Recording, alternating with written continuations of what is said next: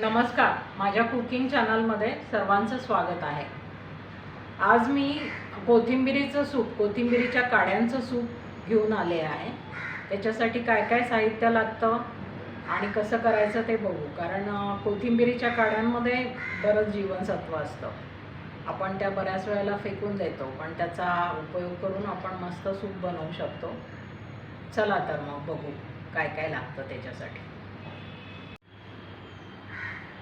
त्याच्यासाठी लागतात आपल्याला कोथिंबिरीच्या काड्या, कोवळे देठ घ्यायचे, 2 टमाटे, 1 बीट आणि हे थोडं मसाल्याचं पदार्थ आहेत. दालचिनी, मिरे, लवंग, 1 मोठी विलायची आणि तेजपान.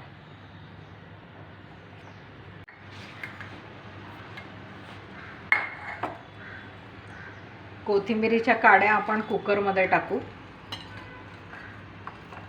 न चिरता टाकल्या तरी चालतात, त्या शिजून होतात बरोबर.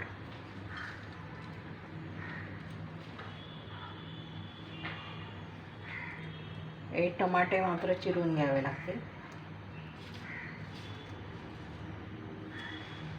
मोठ्या मोठ्या फोडी करायच्या 4.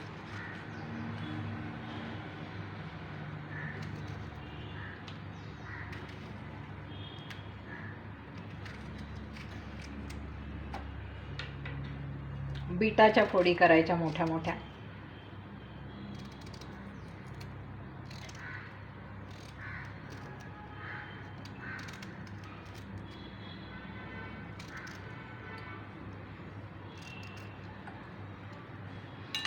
आणि हे सगळे मसाले टाकून द्यायचे.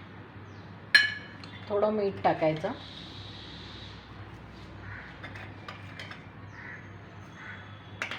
आणि पाणी टाकून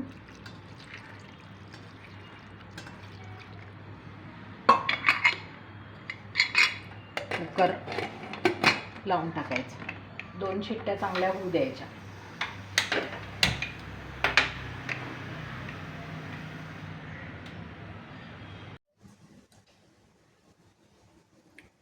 हे आपलं कुकर झालेलं आहे. थोडं थंड पण झालं आहे. याच्यातले मसाले, तुम्हाला जर जास्त मसाला नको असला तर हे मसाल्याचे पदार्थ काढून टाकायचे.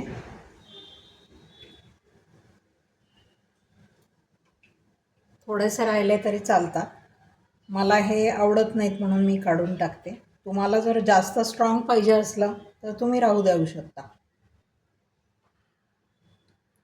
आता हे आपण मिक्सरमधनं बारीक करून घेऊ.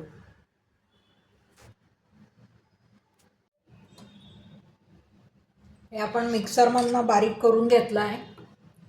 तुम्हाला वाटलं तर ते गाळून घ्या, पण मला हे असंच आवडतं. आता हे आपण गरम करू आणि बाउलमध्ये सर्व करू.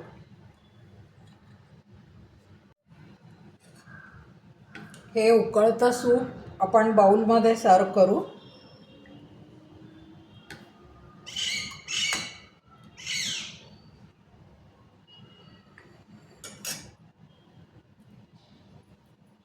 डेकोरेशनसाठी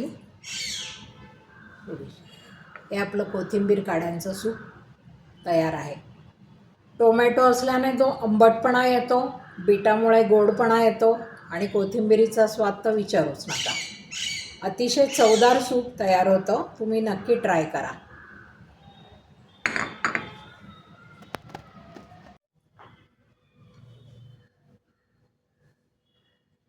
आज मी माझ्या व्ह्युअर्सला ज्या शंका आल्या त्या शंकांचं समाधान करण्याचा प्रयत्न करणार आहे. एका व्ह्युअरने विचारलं की आमचा सुरुची भात खूपच कोरडा आणि घट्ट झाला. तर त्याच्यासाठी माझं असं उत्तर आहे की प्रत्येक तांदळाचा प्रकार वेगळा असतो. आता मी 3 वाट्या सांगितलं आहे पाणी 1 वाटी तांदळासाठी. पण तो जर जुना तांदूळ असेल आणि शिजला नसेल नीट तर अजून थोडं पाणी घाला. तो पूर्ण शिजवल्याशिवाय त्याच्यावर डाळीचं पिठाचं मिश्रण घालू नका. आणि तुमच्या कुकरचा जर बेस जाड नसेल तर त्याच्या खाली तवा ठेवा, गॅस अगदी बारीक पाहिजे. अशा काही काही टिप्स आहेत. मग तो सुरुची भात चांगला होईल. आणि कसं आहे माहिती आहे का, प्रत्येक किचन म्हणजे एक कॅनव्हास असतं आणि त्याच्यात बनवणारा पेंटर असतो. तर आपल्या कल्पनाशक्तीने आपण त्याच्यात जास्ती वेगळे वेगळे रंग भरायचे असतात. एखादा पेंटर कसा, एखादा चुकलं समजा, त्याच्याकडनं चुकून एखादा ठिपका रंगाचा चुकीच्या जागी पडला तर तो त्याचं झाड करेल, फूल करेल, गवत करेल, पक्षी करेल, असं बनवून टाकतो. आता तुमच्याकडनं पण काही चुकलं तर त्याला दुरुस्त करून टाकायचं पटकन. आता दुसरा प्रश्न असा विचारला होता की तुम्ही वाफवल्या कशा लिंबाच्या लोणच्याच्या फोडी. तर लिंबाच्या लोणच्याच्या फोडी एका डब्यात घालून घट्ट झाकणाच्या त्या कुकरमध्ये ठेवायच्या आणि पाणी जाऊ द्यायचं नाही त्याच्यात. आणि त्या वाफल्या का नाही ते तुम्ही हाताने दाबून बघायचं. आता मी सांगितलं 2 शिट्ट्या करा आणि 2 शिट्ट्यात जर ते शिजलं नसेल तर ते लोणचं चुकणारच ना. तुम्ही फ्रीजमध्ये स्टोअर केलेले लिंब असू शकतात किंवा जाड सालीचे लिंब असू शकतात. तर 2 शिट्ट्यांमध्ये झालं नाही तर अजून 1-2 शिट्ट्या जास्ती करायच्या. ते शिजून मऊ झालं पाहिजे ती फोड, ते आपण हाताने दाबून बघायचं आणि मगच पुढची प्रोसेस सुरू करायची. आणि आता समजा तुमचं लोणचं पाक जास्त झाला तर कडक होऊ शकतं.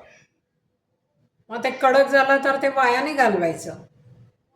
ते मिक्सरमध्ये फिरवून त्याचा जाम केला असं सगळ्यांना सांगून खुश करायचं. असं प्रत्येकाने आपली कल्पनाशक्ती त्याच्यात घालून पदार्थ चवदार करण्याच्या दृष्टीने प्रयत्न करत राहायचा. मी सांगते तसंच प्रमाण घेतलं पाहिजे असं काही नाही. तुम्ही तुमच्या मनाने त्याच्यात व्हेरिएशन्स नवीन ॲड असं करू शकता. मला असं वाटतं माझ्या प्रश्नांनी तुम्हाला समाधान झालं असेल. धन्यवाद.